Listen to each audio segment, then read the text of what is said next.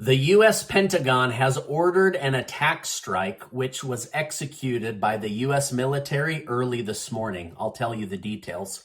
Trump has officially been indicted on 34 counts of fraud, but new information is being leaked directly from Alvin Braggs' office.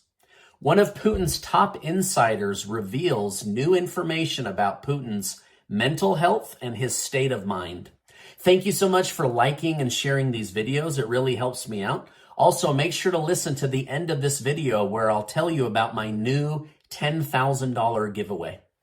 Early today, Yahoo News released a report that claimed an insider who has been briefed on Donald Trump's case came forward with more details. The anonymous source stated that Trump would be charged with 34 felony counts for falsification of business records.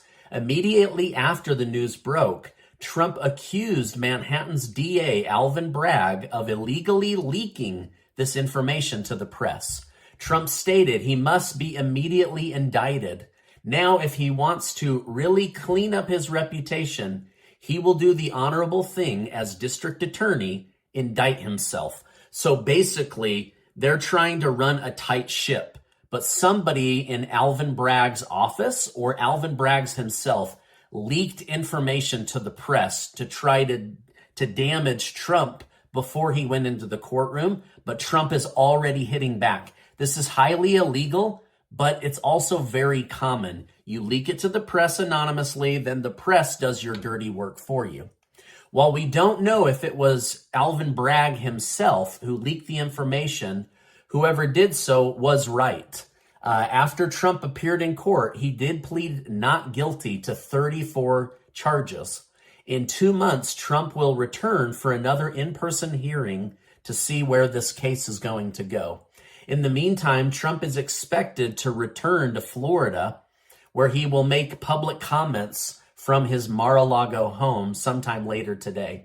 Donald Trump's lawyer stated, Trump is Tupac. Trump is Biggie Smalls, and his indictment is only going to boost his image. Now, I don't know that he's either of those rappers, but he has been raising millions and millions of dollars as many Americans believe this is a political hit job. Now, the Trump case is getting mixed feedback. A former Southern District of New York prosecutor said the 34 counts against Trump are strong, while others are saying it's a weak case and the 34 counts are all small misdemeanors, which typically carry a small fine. They don't involve trying to get someone thrown in jail or get a federal felony. Now, my new friend, Judge Andrew Napolitano, he had on an attorney earlier today, and they both talked about how weak this case looks, how New York is hiding a lot of the details and being very vague.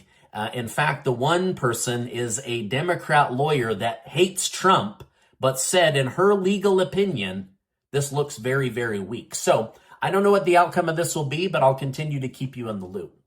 Now, White House Press Secretary Karine Jean-Pierre commented on the case, stating, the president's going to focus on the American people like he does every day. This is not something that is a focus for him. So we have to trust her that Joe Biden is completely ignoring everything about Trump and the person running against him for president. But to Biden's credit, it does appear he is focusing on terrorists. Earlier this morning, the United States military killed a senior ISIS leader who previously planned to make attacks against Europe. The official was killed in a strike by the military, and thankfully no civilians were killed or even injured. Now, according to CENTCOM, or Central Command, taking out this particular ISIS leader will disrupt the organization's ability to do future terrorist attacks on other nations. So basically, the Pentagon found this guy, put in the order, Joe Biden as the chief commander, ordered the hit, and boom, the U.S. military struck. Now, White House National Security Advisor John Kirby has admitted that they were aware that some countries may be capturing United States citizens in an attempt to conduct prisoner swaps. So if you're going out of the country, please be careful. Now, in regards to the journalist from the Wall Street Journal who was recently captured in Russia, Kirby stated, "This is not a new tactic for Mr. Putin to detain Americans, and wrongfully so, and under ridiculous charges. But we don't know exactly what's behind this particular one, or whether it was motivated by the fact that we were able to negotiate for Brittany's release." So basically they're saying we have an American Wall Street Journal journalist that has been captured by Russia, and we have no idea why.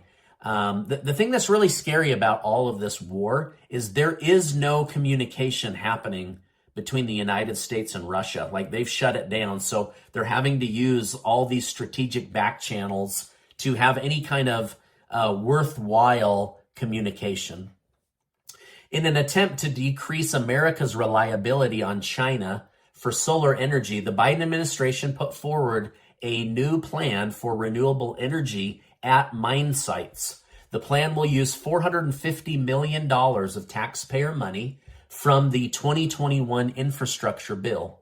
As of now, most solar components are made outside of the United States. So, to fit within Biden's promise of being more pro-American, he will attempt to have most of the solar panel components built here in the United States. That way we aren't fully dependent on foreign nations for oil.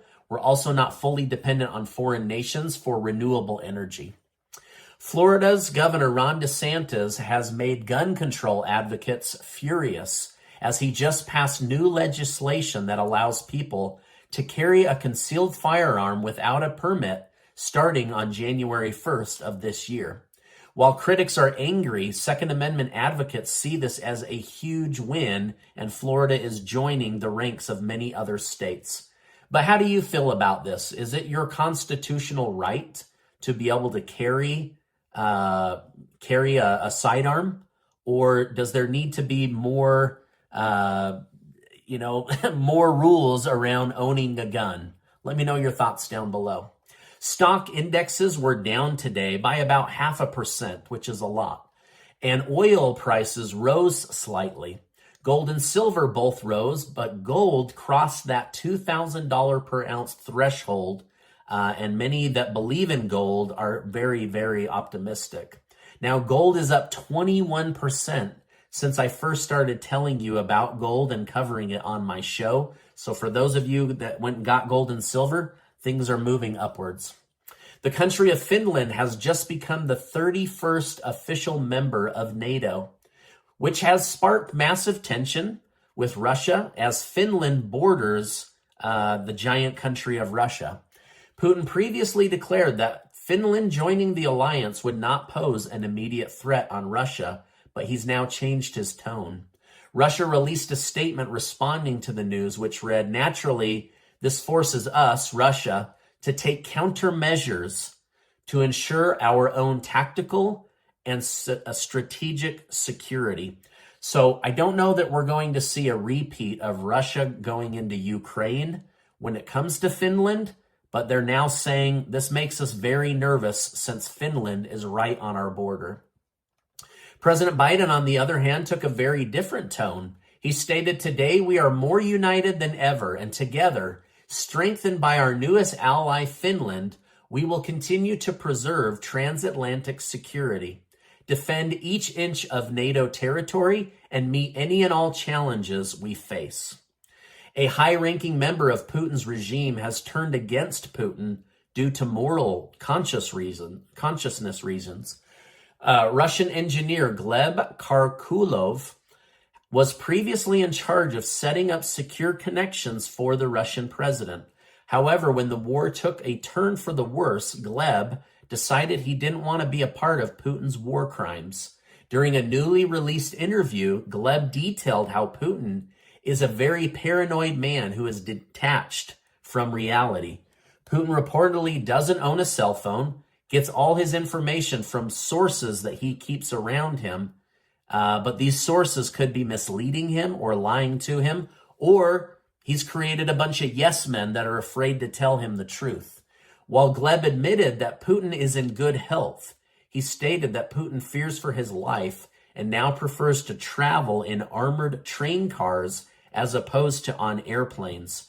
Putin reportedly went as far as to order a bunker that he could hide in to protect himself should things get down to that. Now, I thought it was really interesting that this guy said Putin is paranoid, but in good health, because we've been told that he's in very bad health. So this kind of throws a wrench in the gears of what we've all been told over the last little bit. So I'm not sure exactly what to believe, but this is what was in the news today.